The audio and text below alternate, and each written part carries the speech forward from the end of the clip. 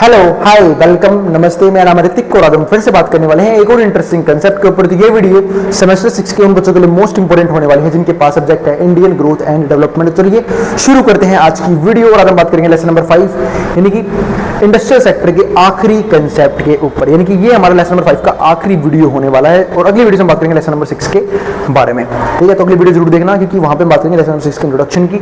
और इस complete series के नोट्स भी प्रिपेयर हो चुके हैं with important question answer PDF. जिन बच्चों को नोट्स परचेज करने हैं वो इस नंबर पे जाए 9667836336 यहाँ पे व्हाट्सएप करके नोट्स भी ले सकते हैं। अब हम चालू करते हैं आज का कंसेप्ट। जो हमारा आज का कंसेप्ट है वो है एक तो potential opportunity for India in the service sector. यानी कि हमारे पास जो है वो सर्विस सेक्टर जो है इंडिया के लिए वो एज अपॉर्चुनिटी कैसे है वो हम समझेंगे। दूसरा उससे इंपॉर्टेंट टॉपिक जो हमारा क्या है वे फॉरवर्ड, यानी कि फ्यूचर में हम कैसे सर्विस सेक्टर को और ज्यादा ग्रोथ दिला सकते हैं, हम इसके ऊपर बात करेंगे। तो आज की वीडियो का मात्र 2 टॉपिक होने वाला है। ठीक है, इन 2 टॉपिक में डिस्कस करेंगे सर्विस सेक्टर के आखिरी कुछ कंसेप्ट्स को। तो पहले समझते हैं कि potential opportunity for India in service sector कौन कौन सी है, यानी कि किस किस जगह जो है इंडिया को फायदा है, किस केस में सर्विस सेक्टर केस में। क्योंकि सर्विस सेक्टर छोटा सा नहीं है, सर्विस सेक्टर में ऐसे बहुत से छोटे मोटे बिजनेसेस हैं जो कहीं ना कहीं एम्प्लॉयमेंट भी प्रोवाइड कर रहे हैं, जीडीपी में अपना रोल भी प्ले कर रहे हैं। ठीक है, तो हर तरीके से जो है वो कहीं ना कहीं सपोर्ट कर रहे हैं हमारी इकोनॉमी को। अब वो कौन कौन से एक एक करके डिस्कस करते हैं। पहला क्या आता है हमारे पास यहाँ पे फिनटेक एंड आईटी बीपीओ। ठीक है, तो अभी समझते हैं। तो फिनटेक एंड आईटी बीपीओ के बारे में बात पहले भी कही थी, तो बड़े समझते हैं फिनटेक का मतलब क्या होता है। ठीक है, मतलब ऐसी कंपनीज जो डायरेक्टली फाइनेंस से रिलेटेड चीजों को हैंडल करती है। फाइनेंस यानी कि पैसा। ठीक है, अब वो चाहे कोई भी हमारा फाइनेंशियल इंस्टीट्यूशन हो जिसका हम लोन प्रोवाइड करना हो बिजनेसेस को डोमेस्टिक लेवल पे या फिर इंडिविजुअल पीपल्स को। ठीक है, तो सारे तरीके फाइनेंशियल इंस्टीट्यूशन किसका पार्ट बनते हैं, फिनटेक का ही पार्ट बनते हैं। तो और आईटी तो सबको पता है ना, इंफॉर्मेशन टेक्नोलॉजी, जिनका काम क्या होता है टेक्नोलॉजी को एक बड़े लेवल तक लेके जाना, यानी कि टेक्नोलॉजी में ग्रोथ करना ताकि हम जो है वो हर एक सेक्टर पे, चाहे वो हमारा एग्रीकल्चर हो, चाहे वो हमारा इंडस्ट्रीज हो, चाहे वो हमारा सर्विस सेक्टर हो, तीनों में हम इस चीज को यूज कर पाए। अब यहाँ पे समझते हैं, तो sector is a significant employer and contribution to India's GDP. हम जानते हैं भाई जो सेक्टर है काफी इंपॉर्टेंट सेक्टर है, किस चीज के लिए, खासकर सर्विस सेक्टर के लिए और इंडिया की जीडीपी के लिए। With growth and potential driven by strong government support, और जिसमें पोटेंशियल बहुत ज्यादा है। और एक चीज की और नीड है, वो क्या, गवर्नमेंट की नीड जो है वो हमेशा रहेगी। वैसे तो गवर्नमेंट की नीड हर सेक्टर को रहती है और जहां पे गवर्नमेंट अपना ध्यान लगा देती है वो सेक्टर हमारा ग्रो कर जाता है। जहां पे ध्यान नहीं लगा पाती अच्छे तरीके से, ठीक है, अपने रिसोर्सेज यूज नहीं कर पाती जिस सेक्टर में, वो सेक्टर के नाम लैक कर जाता है।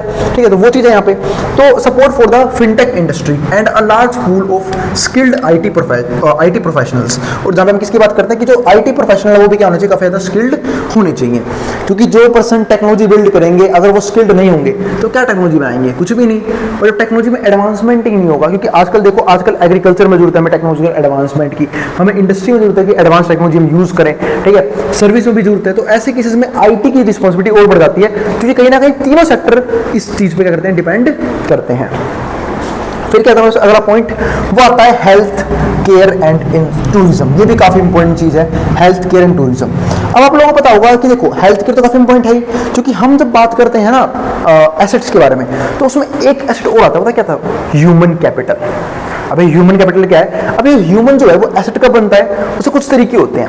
एक तो उसकी हेल्थ अच्छी हो, क्योंकि जब तक हेल्थ अच्छी नहीं है तो भाई वो ना ढंग से पढ़ पाएगा, ना ढंग से कोई स्किल सीख पाएगा, ना कोई ढंग से काम कर पाएगा। तो सबसे बड़ी चीज क्या आती है, हेल्थ सबसे बड़ी प्रायोरिटी है किसी भी पर्सन की। ठीक है, जैसे मैं खुद भी मानता हूँ कि लाइफ में प्रॉब्लम के 3 स्केल होते हैं सबसे बड़े। एक फाइनेंस है ना, सबसे पहले से हेल्थ आता है कि हेल्थ सबसे इंपॉर्टेंट चीज है। ठीक है, कि भाई हेल्थ मेंटेन रहेगी तो आप पैसा भी अच्छा कमा पाओगे, अपने स्किल्स भी सीख सकते हो। ठीक है, तो हेल्थ सबसे इंपॉर्टेंट है। फिर होता है फाइनेंस, तीसरा होता है रिलेशनशिप। अगर तीनों में से कोई भी अगर एक पिलर हमारी लाइफ का डगमगाता है ना, तो कहीं ना कहीं हमारी लाइफ जो है वो खतरों में आ जाती है। यानी कि ये 3 लेवल पे ना आदमी को प्रॉब्लम्स होते हैं, या तो हेल्थ के लेवल पे, या पैसे के लेवल पे, या फिर रिलेशनशिप के लेवल पे। रिलेशनशिप मतलब एक ही रिलेशनशिप की टाइप की बात नहीं कर रहा मैं, नहीं, सब तरह की भाई, है ना, चाहे वो कोई सा भी रिलेशन हो हमारे आसपास, चाहे वो हमारे दोस्तों के साथ हो, ठीक है, हमारे घर में हमारी फैमिली के साथ हो। ठीक है, तुम जो भी रिलेशनशिप प्ले कर रहे हैं उन सब में ये चीजें क्या बनती है, इंपॉर्टेंट हो जाती हैं। ठीक है, अब आगे समझते हैं यहाँ पे। ठीक है, तो भाई आगे देखते हैं। तो हेल्थ केयर इसलिए इंपॉर्टेंट है, तो हेल्थ केयर काफी इंपॉर्टेंट आ गया। तो हमें तो ध्यान से ना हेल्थ केयर सिस्टम पे, कि लोगों को इलाज वगैरह टाइम पे मिले, लोगों की हेल्थ बढ़िया रहे, अगर किसी को बीमारी हो रही है उसको तुरंत इलाज आए। ठीक है, तो हेल्थ केयर सिस्टम काफी स्ट्रॉन्ग होना चाहिए। जैसे आज भी मैं कभी आर्टिकल पढ़ता हूँ तो काफी बुरा लगता है कि इंडिया जो है कुछ स्पेसिफिक मशीन्स के लिए जो काफी इंपॉर्टेंट है हमारे देश के लिए, उसके लिए हम डिपेंडेंट है कि इसके ऊपर फॉरेन कंट्रीज हमें बना के देगी तब वो मशीनें हमारे पास आएंगी। हमारी खुद की कंट्री जो है वो बना ही नहीं पा रही। ठीक है, उसके बहुत से रीजन हो सकते हैं। दूसरा पॉइंट आता है हमारे पास यहाँ पे टूरिज्म। टूरिज्म भी काफी इंपॉर्टेंट है। आपको बताओ कि हमारे भारत देश में ऐसी जगह बहुत सी जगह है, बहुत सी जगह यानी कि जैसे कि मान लो कश्मीर है, जम्मू है, ऐसे बहुत से पहाड़ी इलाके हैं, शिमला वगैरह हो गए, जो सिर्फ और सिर्फ टिके हुए हैं किसी चीज की वजह से, टूरिज्म की वजह से। क्योंकि टूरिज्म जो है काफी बड़ा पार्ट है उसका हमारे जीडीपी में, हमारी इकोनॉमी में। क्योंकि अब आप जम्मू कश्मीर की तरफ जाओ, वहां पे इंडस्ट्रीज नहीं है ना, बीच में वहां पे अब अटैक भी हुआ बीच में वहां पे, क्योंकि वो हार्म करना चाह रहे हैं हमारे डोमेस्टिक बिजनेसेस को, टूरिज्म को। क्योंकि उन्हें पता है कि जब वो वहां पे अटैक करेंगे तो लोग वहां पे जाना पसंद नहीं करेंगे। जैसे पाकिस्तान ने वहां पे अटैक किया, वहां पे टेररिस्ट ने अटैक किया, तो उन्हें पता है कि लोग जो है कहीं ना कहीं डरेंगे, वहां पे घूमने के लिए नहीं जाएंगे, तो कहीं ना कहीं वहां पे वो वहां की इकोनॉमी को ठप करना चाहते हैं। ठीक है, खुद तो ठप हो ही रखे हैं, हम सबको पता है कि भाई क्या है, और फिर भी पाकिस्तान वाले ऐसे कूदते रहते हैं, पता नहीं उनको उसका कितने रिसोर्सेज रखे हुए हैं, कितना खजाना रखा हुआ है, हर चीज के लिए तो लोन लेना पड़ रहा है वर्ल्ड बैंक से। ठीक है, तो वो चीजें हैं। तो टूरिज्म भी क्या है, हमारे बिजनेस का काफी इंपॉर्टेंट पार्ट है, जो भी किसका पार्ट बनता है, सर्विस सेक्टर का पार्ट बनता है। और यही नहीं, हमारे देश के बहुत से राज्य सिर्फ और सिर्फ इस पर डिपेंडेंट है पैसे कमाने के लिए। तो health care sector of India is rapidly expanding. तो हेल्थ केयर सेक्टर है इंडिया का, वो रैपिडली एक्सपेंड कर रहा है, fuelled rising disposable incomes and ageing population. ठीक है, and a growing medical tourism industry. और कहीं ना कहीं जो हमारी टूरिज्म इंडस्ट्री है, क्या हो रही है, लगातार ग्रो कर रही है। That offers high quality care, जो कहीं ना कहीं ऑफर करती है high quality care at lower cost, मतलब कम से कम कीमत पे लोगों को इलाज जो है वो मुहैया कराया जा सके। ये किसकी रिस्पॉन्सिबिलिटी होनी चाहिए, गवर्नमेंट की रिस्पॉन्सिबिलिटी होनी चाहिए कंपेयर टू डेवलप्ड कंट्री। ठीक है, तो ये चीज। तीसरा पॉइंट जो है हमारे पास क्या है, लॉजिस्टिक्स एंड ट्रांसपोर्टेशन। ये भी काफी इंपॉर्टेंट रोल है, प्ले करता है। ठीक है, किसके अंदर, सर्विस सेक्टर के अंदर। क्योंकि अगर लॉजिस्टिक अच्छे नहीं होंगे, ट्रांसपोर्टेशन सिस्टम अच्छा नहीं होगा, तो कहीं ना कहीं बिजनेस की कॉस्ट बढ़ेगी।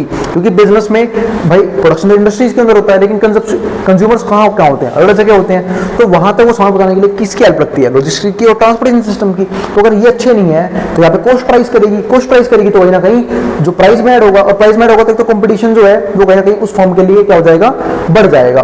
क्योंकि कॉम्पीट नहीं कर पाएगा वो। क्यों नहीं कर पाएगा, क्योंकि हो सकता है कि दूसरी फॉर्म से चीप रेट में चीजें अवेलेबल करवा रही हो। ठीक है, इसके अलावा एक चीज और दिमाग खराब करती है, वो क्या, कि ट्रांसपोर्टेशन तो हो ही गया, ठीक है, अब कॉस्ट जब क्या होगा हमारा मैक्सिमम होगा तो भाई प्राइस बढ़ाना पड़ेगा, तो प्रॉफिट भी कहीं ना कहीं क्या होता है, फॉर्म का मिनिमाइज हो जाता है। तो हो सकता है वो जल्दी फॉर्म या तो उस सेक्टर से, उस इंडस्ट्री से बाहर चली जाए।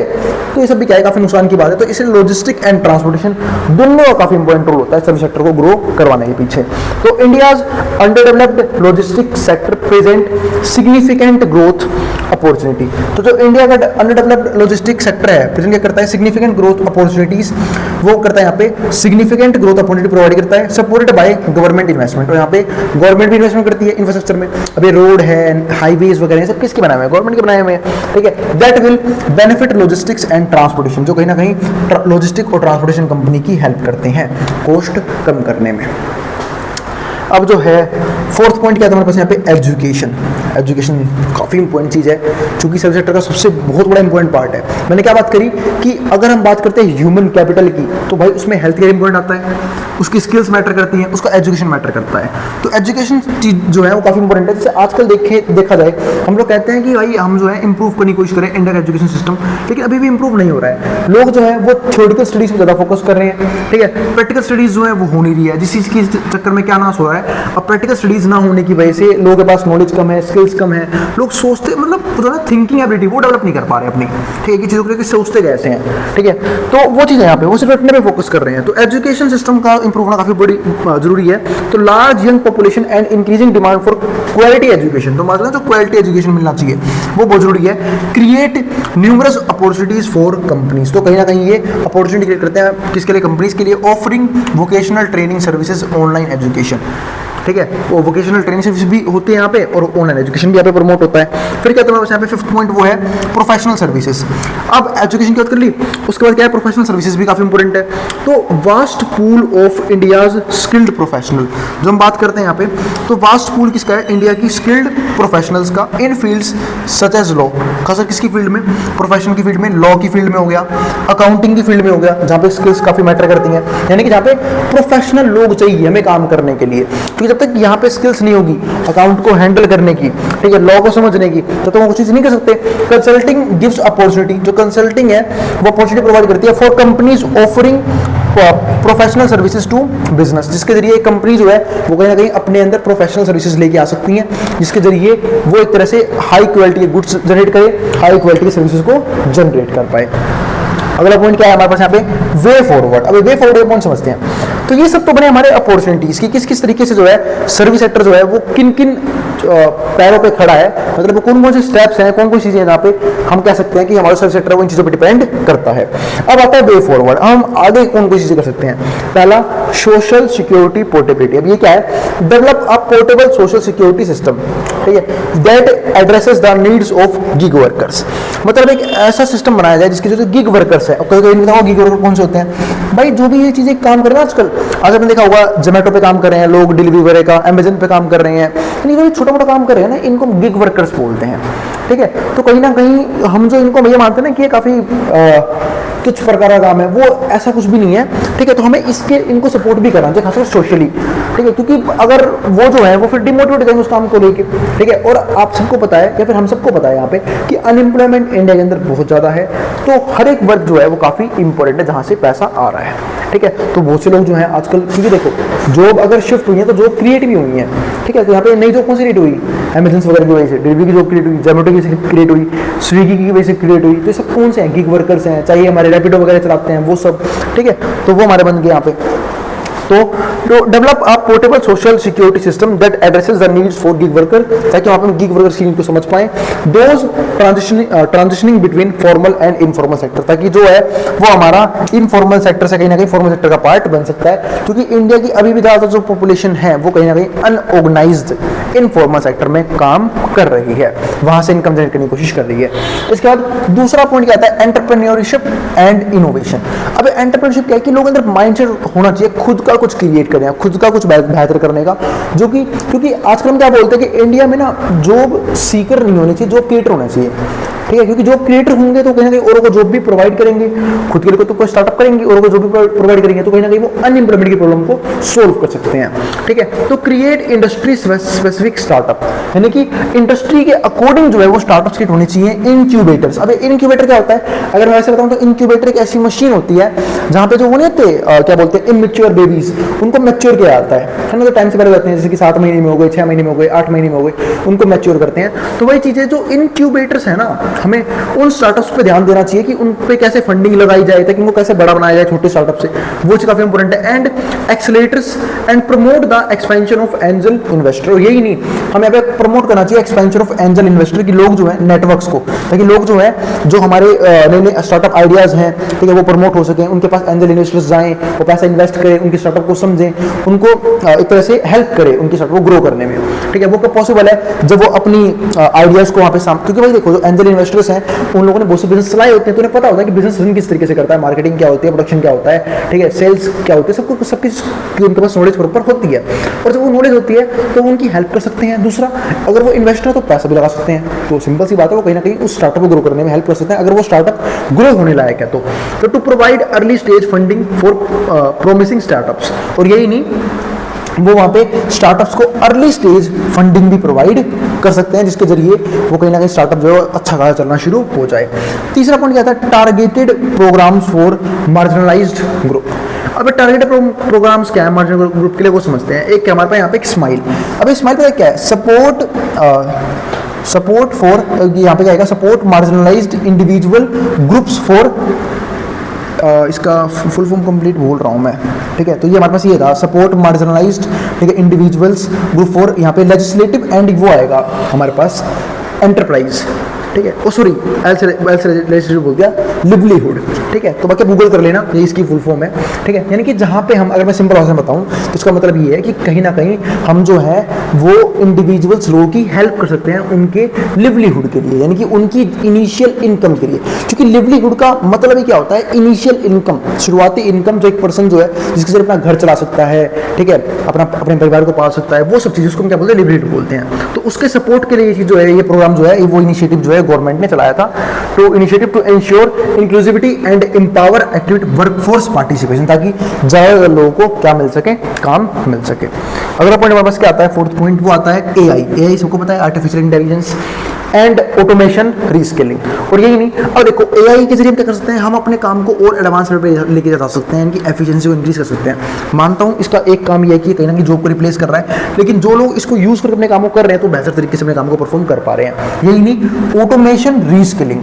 अब ऑटोमेशन मतलब क्या है कि बहुत से लोग अपने काम को ऑटोमेट कर रहे हैं। ऑटोमेट करने का मतलब क्या होता है कि वो अपने काम को इस तरीके से छोड़ दे रहे हैं अलग अलग सिस्टम्स पे कि वो काम अपने आप ही चल रहा है, उस पर किसी को, जैसे आजकल देखा हुआ आपने as a customer support, customer executive जो है ना, पहले लोगों को एज अ बीपीओ में हायर किया जाता था कि वो कॉल सेंटर वगैरह पे कॉल करेंगे तब काम होगा, लेकिन आजकल काम इजीली हो पा रहा है। कि इजीली क्यों हो पा रहा है, क्योंकि ज्यादातर जो चीजें हैं वो एआई सॉल्व कर रहा है, एआई अपने हिसाब से रिप्लाई कर देता है, तो ऐसे एआई डेवलप हो गए हैं। तो इस तरीके से क्या हो रहा है, एक तो चलो ठीक है, मान लिया मैंने एक तरह से वो कहेंगे जॉब शिफ्ट भी कर रहे हैं, पर वो एक तरह से एफिशिएंसी भी लेके आ रहे हैं और ऑटोमेशन कर रहे हैं ज्यादातर बिजनेसेस का। फिर क्या आता है फिफ्थ पॉइंट में, रिमोट वर्क अपॉर्चुनिटीज। अब ये रिमोट वर्क अपॉर्चुनिटीज क्या है वो डिस्कस करते हैं।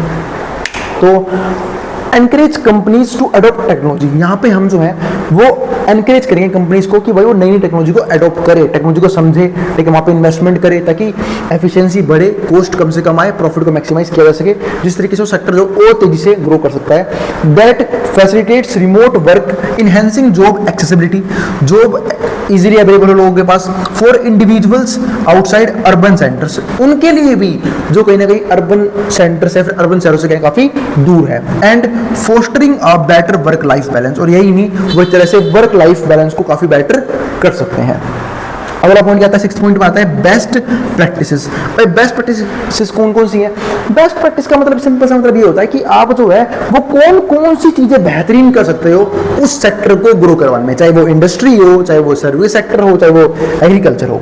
तो implement strategies to encourage informal workers, यही नहीं, हमें ऐसी स्ट्रेटजीज बनानी चाहिए जिसकी तरफ इंकरेज कर सकते हैं इनफॉर्मल वर्कर्स, जिसकी बात करता हूं मैं नीचे, गिग वर्कर्स की, उनकी हेल्प कर सकते हैं to transition to the formal sector, ताकि वो अपने आप को चेंज कर सकें, ट्रांसफॉर्म कर पाए फॉर्मल सेक्टर की तरफ।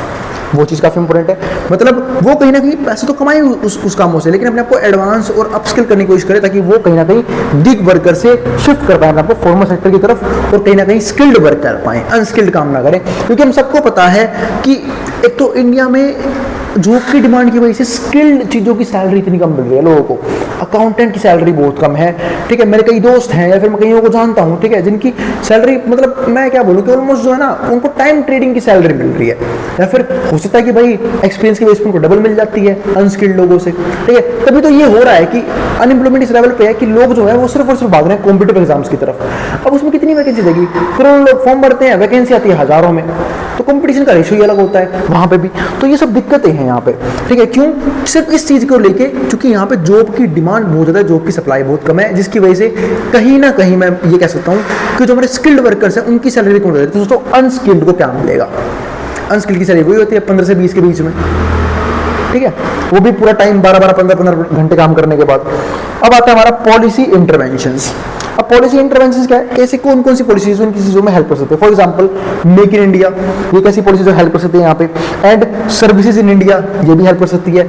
प्रोडक्शन लिंक्ड इंसेंटिव्स यानी कि पीएलआई, प्रोडक्शन लिंक्ड इंसेंटिव, इसका मतलब ये है कि आप जितना प्रोडक्शन करोगे उतना फालतू इंसेंटिव मिलेगा। तो एक तरह से ये हो गया प्रमोशन का काम कि भाई सर्विस सेक्टर को प्रमोशन के लिए मौका दे दिया कि आप जितना ज्यादा प्रोडक्शन करोगे आपको उतनी ज्यादा ग्रोथ मिलेगी, आपको उतना ज्यादा इंसेंटिव्स मिलेगा। जैसे होता नहीं है, जैसे कोई पर्सन सेल्स में है, कोई पर्सन अगर अच्छा काम कर रहा है तो उसे प्रमोट करते हैं, फिर उसे इंसेंटिव प्रोवाइड करते हैं ताकि वो और ज्यादा मेहनत करने के लिए क्या हो, तैयार हो कि यार मैं अगर अच्छे से काम करूंगा मुझे और ज्यादा पैसा मिलेगा। ये चीज होती है यहाँ पे। तो वही सेम चीज यहाँ पे है।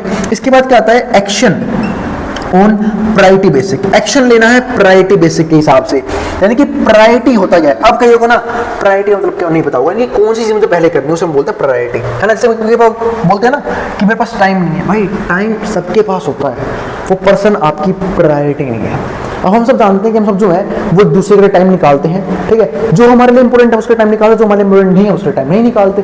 तो वही सेम चीज है कि एक्शन जो है ना वो प्रायोरिटी के हिसाब से होना चाहिए कि भाई जिस चीज की इंपॉर्टेंस ज्यादा है हम पहले वो करेंगे, जिस चीज की इंपॉर्टेंस कम है वो बाद में कर लेंगे। यानी कि जो डिसीजन हमें पहले लेने चाहिए बिजनेस के अंदर या फिर सिर्फ सर्विस सेक्टर के अंदर तो वो पहले लेंगे, बाकी चीजें बाद में करेंगे। नाइन्थ में क्या आता है, सेटिंग स्टैंडर्ड्स, हमें स्टैंडर्ड सेट करना चाहिए। स्टैंडर्ड सेट करना मतलब क्या है कि हमें ऐसा काम करना चाहिए कि जो बाकी लोग उसे सीखें, है ना। सेक्टर को इस तरीके से ग्रो करवाना चाहिए कि बाकी लोग उस पर डिपेंडेंट हो। इंडस्ट्री में कोई ऐसी फर्म होती है जो कुछ एक्स्ट्रा या फिर मैं कह सकता हूँ कि आउट ऑफ द बॉक्स सोचे काम करती है। तो ऐसे क्या होता है कि लोग जो है वो थोड़ा सा प्रमोट होते हैं उन चीज़ों की तरफ, ऐसे इनिशिएटिव की तरफ। तो सेटिंग स्टैंडर्ड्स वो भी काफ़ी इंपॉर्टेंट है। इसके बाद 10 पॉइंट में क्या आता है, कॉम्प्रिहेंसिव रोड मैप्स। भाई रोड मैप भी होनी चाहिए। हम भी तो अपने रोड मैप बनाते हैं ना, जो पर्सन सक्सेस आता है वो अपने रोड मैप बनाता है कि मैं कैसे कैसे उस चीज़ को एग्जीक्यूट करूंगा, कैसे कैसे कहाँ से मैं किस लेवल चीज़ें अचीव करूंगा। तो उसे क्या बोलते हैं, कॉम्प्रिहेंसिव रोड मैप्स। कि रोड मैप ऐसे हो कि तो सस्टेन कर पाए। ऐसा भी नहीं कि गोल ऐसा बना लिया जो भाई हम तो भाई चांद तोड़ के धरती पे लेके आएंगे, कुछ नहीं है ऐसा, ठीक है। तो उसके लिए रोड मैप बनाने का कोई फायदा नहीं है। तो रोड मैप ऐसा बनाओ जो चीज़ क्या हो, पॉसिबल हो, ठीक है, यानी कि सस्टेन कर सकते हैं हम उसे। ऐसा गोल्स हमें बनाने चाहिए और कैसे उसे अचीव करेंगे उसके लिए रोड मैप बनाना चाहिए। फिर क्या आता है, कल्टिवेटिंग सॉफ्ट स्किल्स। हमें जो है फोकस करना चाहिए सॉफ्ट स्किल्स के ऊपर, यानी कि जो भी हम स्किल सीख सकते हैं, ठीक है, हम उस पर फोकस करना चाहिए ताकि हम उस स्किल्स को अचीव करके अपने आप को अपस्किल करके एक बेहतर जॉब की तरफ लेके जा सकें। इससे क्या होगा, अगर कोई इंडिविजुअल अपने आप को अपस्किल करता है, अपने आप को सॉफ्ट स्किल्स सीखने के लिए एनकरेज कर पाता है, तो वो स्किल तो सीखेगा ही।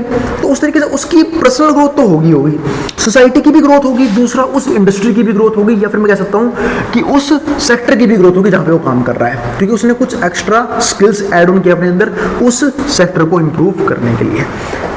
तो ये था हमारा तरीका जब हमने ये देखा कि सर्विस सेक्टर और बेहतर कैसे हो सकता है और सर्विस सेक्टर के कौन कौन से ऐसे पॉइंट्स हैं जहाँ पे सर्विस सेक्टर जो है हमारा पूरा टिका हुआ है। तो आज की वीडियो को यहीं पे रोकते हैं, ठीक है। अब हम मिलेंगे अगली वीडियो के अंदर। और अगर वीडियो पसंद आई तो वीडियो को लाइक किए बिना मत जाना और चैनल को सब्सक्राइब भी कर देना ऐसी वीडियोस के लिए, और उन बच्चों में शेयर भी कर देना जिन बच्चों का एग्जाम होने वाला हो सेम सब्जेक्ट का। हम अगली वीडियो में बात करूंगा नए चैप्टर की, लेसन नंबर 6 की, है ना। तो अब यहाँ से हमारा जो है कहीं ना कहीं थोड़ा टॉपिक जो है बड़े लेवल पे चेंज होने वाला है। क्यों? क्योंकि अब तक पिछली वीडियोज में हमने बात की इंडस्ट्रीज के बारे में, एग्रीकल्चर के बारे में, सर्विस सेक्टर के बारे में, ब्रिटिश कॉन्क्वेस्ट के बारे में, लेकिन अब जो है हम सिर्फ बात करेंगे इंडिया की ग्रोथ के बारे में कि इंडिया कैसे ग्रोथ अचीव कर सकता है। यहाँ तो हमने सेक्टर को अलग देखा था, अब हम कुछ और भी चीजें डिस्कस करेंगे इन सेक्टर के अलावा, यानी कंबाइन करेंगे हर एक चीज को अगले आने वाली वीडियोस के जरिए, ठीक है। और जिन बच्चों को नोट्स लेने हैं वो इस नंबर पे व्हाट्सएप करके नोट्स ले लेना। और भाई कह रहा हूँ उन बच्चों में शेयर जरूर कर देना जिन बच्चों का एग्जाम होने वाला हो सेम सीरीज का, ताकि उनकी भी हेल्प हो जाए, ठीक है, और उन्हें भी एग्जाम में दिक्कत ना आए।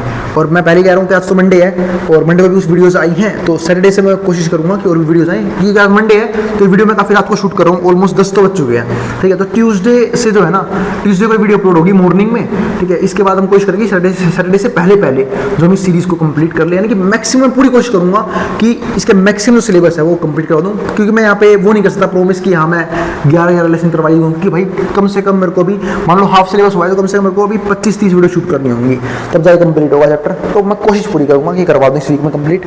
अब इसको जो उतार ले, मैं बोर्ड के सामने से मिलते हैं अगली वीडियो के अंदर।